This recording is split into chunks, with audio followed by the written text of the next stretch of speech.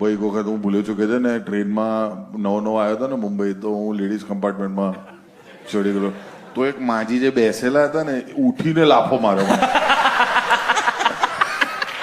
काय करतेस तुला गिरे तू मी कીધું सॉरी काकी म्हणे मला नाही माहिती इकडे स्त्रीचा कंपार्टमेंट आहे तो मी હા એવું જ કહેવાય ને, મને નહીં આવડતું ના મરાઠી. ના બરાબર જ બોલે, એને નહીં આવડતું.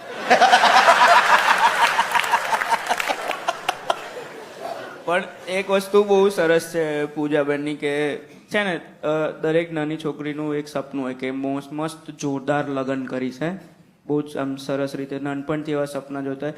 એમનું સપનું એટલું સ્ટ્રોંગ હતું કે એમને 7-8 વખત લગ્ન કરી લીધા પિક્ચરોમાં.